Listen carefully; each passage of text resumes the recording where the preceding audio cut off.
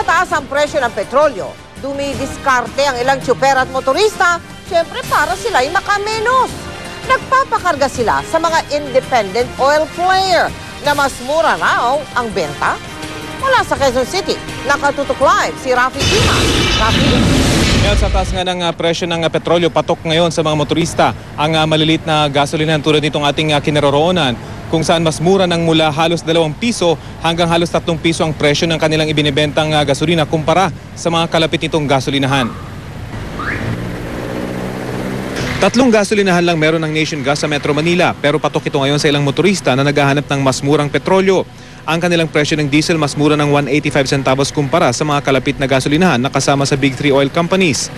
Ang kanila namang unleaded mas mura ng 295 centavos kumpara sa Big 3. Mas malaki sa premium gasolina aabot sa 425 centavos na mas mura kada litro. So dito na talaga kayo? Araw-araw yan. Yung mga kasama nyo rin ho, dito rin? Dito rin. Kasi 46.20 lang eh. Ay yung mga iba, 47.55 ganun. O dito na lang. Yung almost 2 pesos na ho yun, gaano kalaki ang matitipid nyo? Mga sa 4 na biyahe namin, mga 80 mawawala sa amin eh. Kaya po pag kumarga kami sa mga ibang gasolinahan, masyadong malaki. Minsan, ang inuwi na lang namin, sir, konti na lang. Gaya nito, sir, pagka dito ako makarga, ang laki ng diferensya, kahit malayo pa kami. Minsan nakakawin naman ako kahit mga 700, 500. Malaki ng diferensya rin, sir, eh. So kahit malayo ka pa, okay lang sa'yo na dumiretso dito? Minsan, hindi na ako nag-aircon para lang makaminos pa uwi. Dito na rin talaga ako makarga palagi.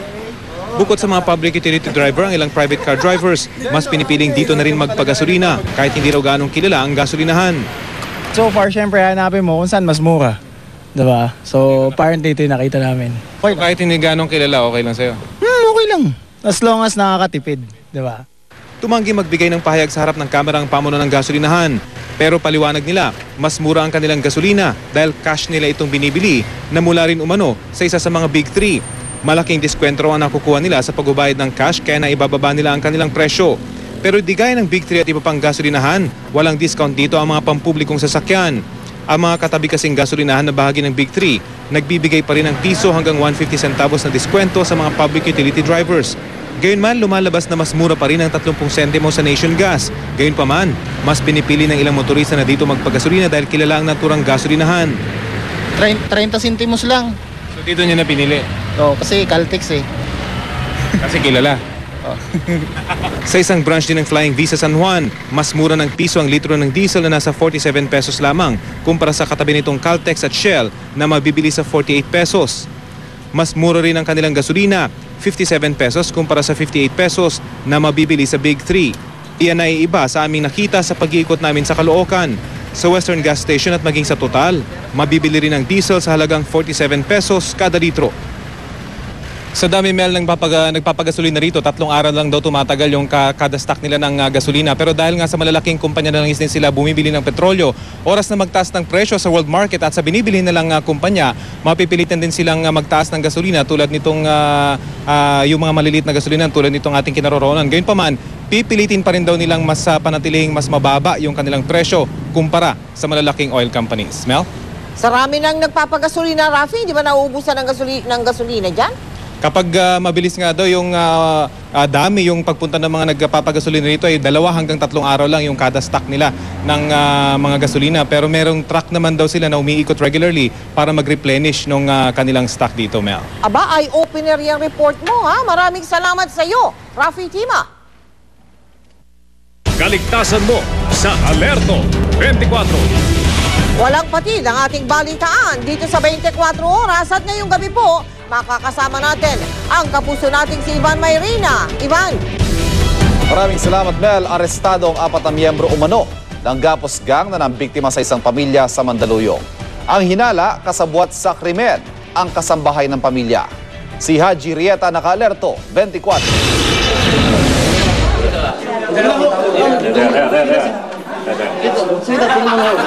Todong ang galit ng ginang na ito nang muling makaharap ang mga laking umano'y gumapos sa kanila.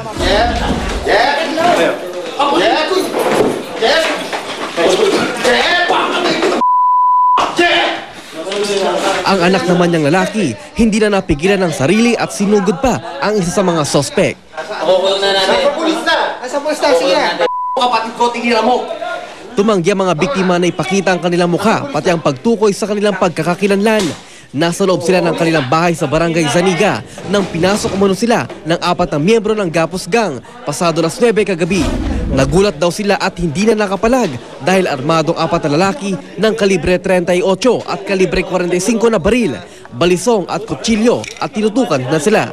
Sa ulo, sa muka, lahat talagang tinutukan ako ng barel. Kahit nga nung nagtatali siya sa akin ang baril niya nakaganito kasi isang kamay naman papulupot ng pulupot sa kanya. Natigilan siya sa paghawak ng barel nung ang aking kamay at bibig may tali na yung kamay ko at yung aking bibig ay may tape na. Mangiyak-ngiyak pa ang babaeng ito sa pagsasalaysay.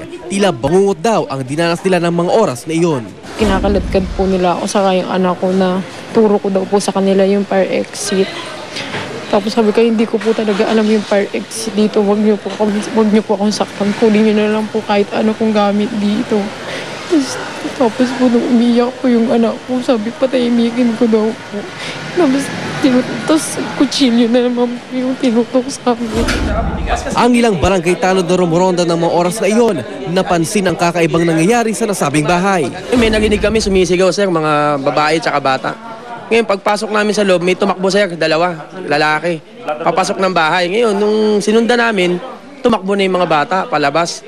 Sir, pagpasok naman namin ng babang bahay, yung isang lalaki, naagapos na, pababa na hagdan, nakabusal, yun na, sir. Tapos yung 4 na suspect, umakyat sa taas, sir. Tapos nagkagunan ng habulan, dumaan sila sa likod.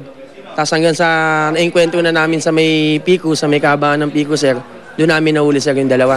Hinala ng ginang ang 1 linggo na nilang babaeng kasambahay at kasabwat ng mga sospek dahil umano sa mga palitan ng mensahe sa nakuhang cellphone ng isang sospek. Definitely ang kasabwat yung katulong namin. Meron kaming maid na 1 linggo pa lang sa amin. Yun yung kasabwat nila kasi nakita ng kapitbahay namin.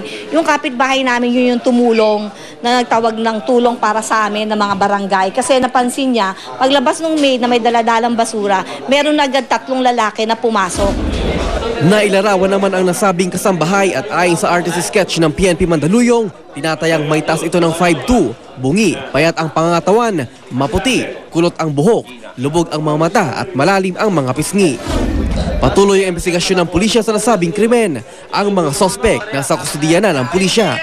Tumawag lang sa hotline ng Mandaluyong Police sa numerong 571-6004 sa makakakita sa nawawalang babaeng kasambahay.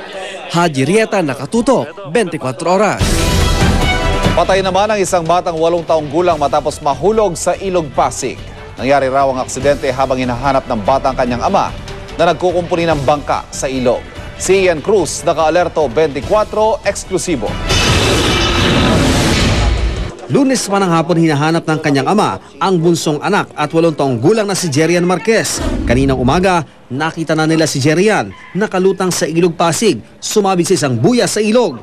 Nakatob siya tapos, tsaka parang nakasabit yung kilikili niya doon sa pinakaboya na yun. Kung di siya sumabit doon? Maaring malayo mararating niya kasi ang lakas ng agos papuntang Maynila. Ayon sa kanyang ama, posibleng nagsadya sa ilog sa barangay Kalawaan ng anak upang siya'y hanapin. Naroon daw kasi siya para magkumpuni ng malaking bangka. Maaaring sa pagsunod daw sa kanya ay nalaglag ang bata. Marunong siya lumangoy kaya lang siguro na siya nadulas o tumama sa anumang bagay. Kaya na yung mukha niya. Yun ang hinala nyo? Oo. Kaya hindi na siya nakaangat? Oo, hindi na siya Ang ilan sa mga malimit na kalaro ni Jerian, labis din ang pagkabigla sa pangyayari. Nalulungkot po. Bakit? Wala na kaming kalaro. Pumupunta po sa papa niya eh. Nasaan ba yung papa niya? Doon po sa bangka. Bangka. Sa bangka? Anong ginagawa niya sa bangka? Naglalaro po. Naglalaro siya doon. Madalas siya naglalaro sa bangka? Opo. Dahil wala naman daw nakikitang foul play sa pagkamatay ni Jerian, kaya di na raw ipapa-autopsiya ang kanyang bangkay. Nakahanda naman daw tumulong ang barangay Kalawaan sa pamilya ng biktima. Yung serbisyo po, pipilitin namin na makakuha ng murang serbisyo kasi po sabi nga nila wala silang pera. Kaya nalunod po yan, so katungkulan po ng barangay na tumulong talaga. Ian Cruz, sa Katutok, 24 oras. Kalunos-lunos ang sinapit ng isang nakatatandang ginang matapos masagasaan ng truck at iba pang sasakyan sa Commonwealth Avenue, Quezon City. Si Oscar Oida naka-alerto, 24. Maski sarili o ng mga kamag-anak, malamang di na mamukhaan ang babaeng ito sa tindi ng pagkakasagasa sa kanya ng isang delivery truck sa bahagi ito ng Commonwealth Avenue, makalampas na ng Tanasora sa Quezon City. Bukod kasi sa truck na nakakaladkad sa kanya, 2 ulit pa mo nitong nasagasaan ng iba pang sasakyan. Sa tansya ng otoridad, nasa mahigit 70 anyos na ang biktima na di kinakitaan ng anumang ID. Kasagsagan ng ulan, bandang alas 11 ng gabi nang masagasaan ng truck na ito ang biktima.